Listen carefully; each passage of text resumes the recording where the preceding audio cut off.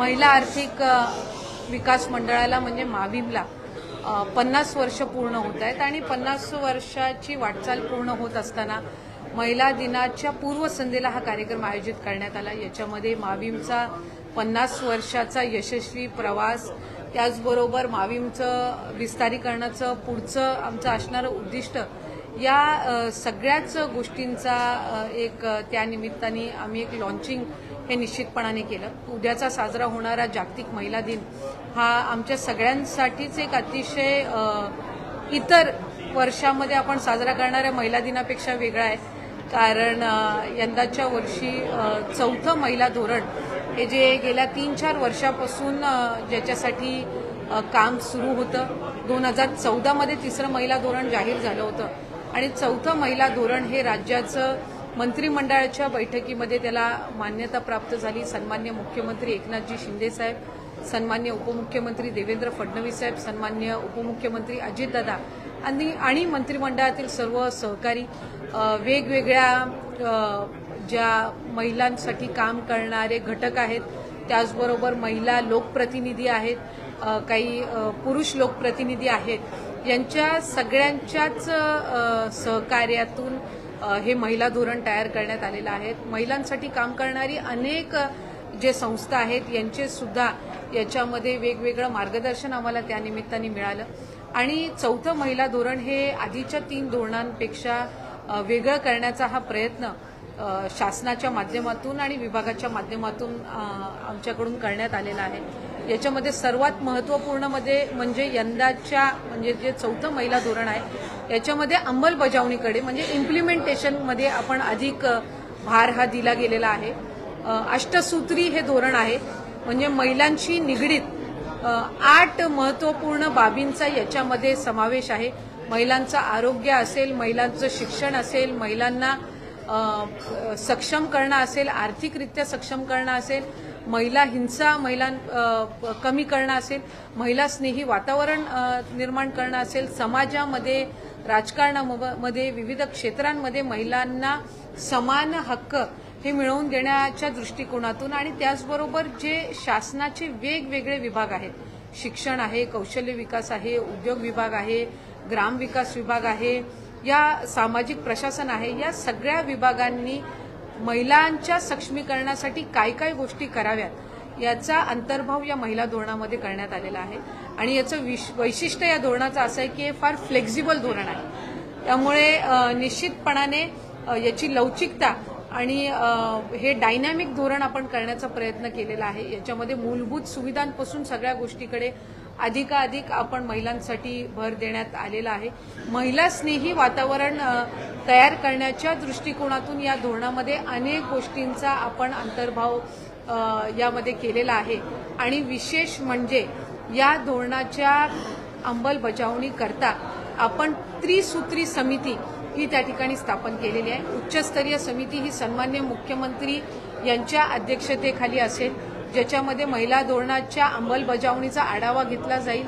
त्यानंतर महिला व बाल विकास मंत्री यांच्या अध्यक्षतेखाली समिती असेल, जी दर 6 महिन्यांनी या महिला धोरणाच्या अंमलबजावणीचा रिपोर्ट घेईल आणि जिल्हा स्तरावर जशी आपली जिल्हा नियोजन समिती असते तशीच पालकमंत्र्यांच्या अध्यक्षतेखाली महिला धोरणाच्या अंमलबजावणीसाठी ही समिती असणार आहे, जेणेकरून फक्त धोरण करून हे न सोडता त्याची अंमलबजावणी झाली पाहिजे आणि त्याचे सकारात्मक पडसाद हे आपल्याला पुढचं धोरण येईस्तोवर हे दिसले पाहिजेत। या दृष्टिकोनातून या महिला धोरणाची त्या ठिकाणी चांगल्या पद्धतीनं ते धोरण आखण्याचा प्रयत्न हा राज्य शासनाकडून करण्यात आलेला आहे। विविध घटकांचे सुद्धा निश्चितपणाने आम्ही या धोरणामध्ये अधिकाधिक महिला स्नेही वातावरण तयार करणं आणि या अंतर्गत वेगवेगळ्या म्हणजे महिला सक्षमीकरणासाठी किंवा मुलींच्या शिक्षणासाठी लेक लाडकी योजना जशी आपण आणलेली आहे, यासारखं यंदाच्या बजेटमध्येच आदरणीय दादांनी पिंक रिक्षा सुद्धा आपण ही योजना अनाउन्स केली आहे, ज्याच्यामध्ये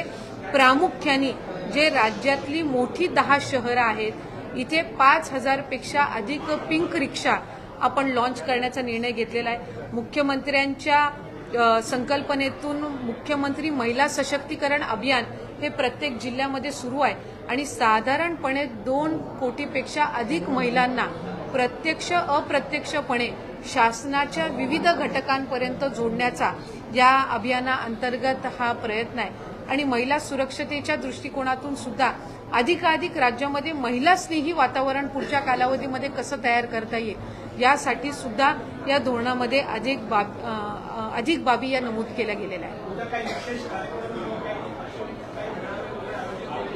खरं तर सन्माननीय मुख्यमंत्री महोदयांच्या उपस्थितीमध्ये आतापर्यंत मुख्यमंत्री महिला सक्षमीकरण अभियानाअंतर्गत 4 ते 5 जिल्ह्यांमध्ये हे कार्यक्रम घेण्यात आले। उद्याही विशेष कार्यक्रम आम्ही सन्माननीय मुख्यमंत्री महोदय असतील, दोन्ही उपमुख्यमंत्री महोदय असतील, मंत्रिमंडळातील सर्व सहकारी असतील, आम्ही सगळेच आपापल्या जिल्ह्यामध्ये करण्याचा प्रयत्न करत आहोत, जेणेकरून अधिकाधिक महिलांपर्यंत धोरण असेल किंवा अभियान असेल हे त्या ठिकाणी पोहोचवण्यात यावं आणि याचा लाभ हा त्यानिमित्ताने देण्यात यावा। आम्ही आणखीन एक करत आहोत की साधारणपणे धोरण जर आपण बघितलं तर त्याची बऱ्याचशा वेळेला हे संक्षिप्त आणि सोप्या भाषेमध्ये महिलांना कळावं, घटकांपर्यंत पोहोचावं या दृष्टिकोनातून सुद्धा सोप्या भाषेमध्ये आणि संक्षिप्त असं याचं चांगल्या पद्धतीनं प्रसार सुद्धा करण्यात येणार आहे, जेणेकरून या धोरणाअंतर्गत काय काय बाबी या महिलांसाठी करण्यात येणार आहेत या त्यांच्यापर्यंतही तितक्याच सहजरित्या पोहोचल्या पाहिजेत या दृष्टिकोनातून विभाग प्रयत्नशील आहे। आमच्या सगळ्यांचेच पूर्वनियोजित महिला दिनाचे वेगवेगळे कार्यक्रम आहेत आणि साधारणपणे महिला मंत्री असल्यामुळे अनेक कार्यक्रम त्यानिमित्ताने आहेत। उद्या मुख्यमंत्री महोदयांच्या हस्ते तो कार्यक्रम ठेवण्यात आलेला आहे। काही दिवसापूर्वीच आम्ही नवी मुंबईमध्ये सन्माननीय पंतप्रधान नरेंद्र मोदी साहेब यांच्या हस्ते लेक लाडकी योजनेचं प्रथम वाटप हे करण्यात आलं। यवतमाळलाही त्यांच्या उपस्थितीमध्ये एक मोठा महिला मेळावा आणि मुख्यमंत्री महिला सक्षमीकरणाचा एक अभियानाअंतर्गत कार्यक्रम झाला। उद्या इचलकरंजीला आहे, त्यामुळे प्रत्येक जण महिला दिन असल्यामुळे आम्ही वेगवेगळे कार्यक्रम घेतलेले आहेत। त्यामुळे आमच्यातलं सर्वात महत्त्वाचं म्हणजे मुख्यमंत्री महोदयांच्या तो हस्ते होत आहे, त्यामुळे ते आले म्हणजे आम्ही सर्वच त्या ठिकाणी आलेलो आहोत।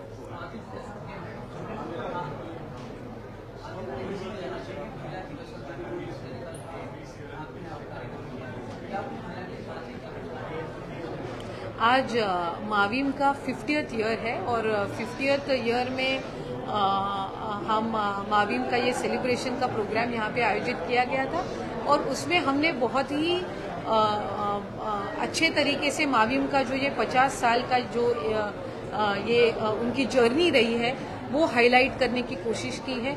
उसमें सक्सेस स्टोरीज जो है, जो माविम के अंतर्गत जितने भी महिला बचत गट हैं उनकी जो सक्सेस स्टोरीज है, उनका जो अभी तक का अनुभव है वो भी हमने यहाँ पर आज के प्रोग्राम में प्राथमिकता वहाँ पे फेलिसिटेशन भी हमने किया है।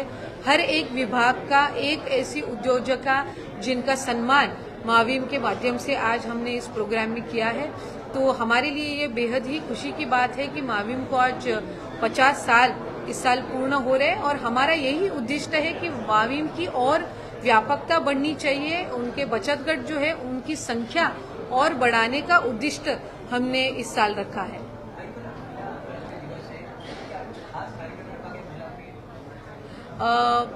विविध कार्यक्रम का आयोजन तो निश्चित रूप से किया गया है। खासकर इस साल हमने मुख्यमंत्री महिला सशक्तिकरण अभियान, इस पे हमने ज्यादा से ज्यादा लक्ष्य केंद्रित करने का प्रयास किया है ताकि अधिकाधिक जिला जो है, डिस्ट्रिक्ट्स है, यहाँ पे महिलाओं के पास जो भी केंद्र शासन के, राज्य शासन के विविध योजनाएं हैं, अभियान है, ये अधिक रूप से हम वहाँ पर ऑर्गेनाइज कर पाए। महिलाओं को ये जो सब योजनाएं हैं उनका अधिकाधिक लाभ हम दे पाए और खासकर जो चौथा महिला धोरण है जिसकी मान्यता हमें मंत्रिमंडल की बैठक में प्राप्त हुई है, यह हाईलाइट रहेगा इस साल का, क्योंकि धोरण ये 7-8 साल में एक बार आता है। तो ये चौथा महिला धोरण जो है इसमें हमने प्रयास किया है कि अधिकाधिक कोई भी घटक, महिलाओं से जो भी निगडित कोई भी घटक हो वो दुर्लक्षित ना रहे। ये महिला धोरण में हमने ज्यादा से ज्यादा इम्प्लीमेंटेशन पे हमने यहाँ पर लक्ष्य केंद्रित किया है।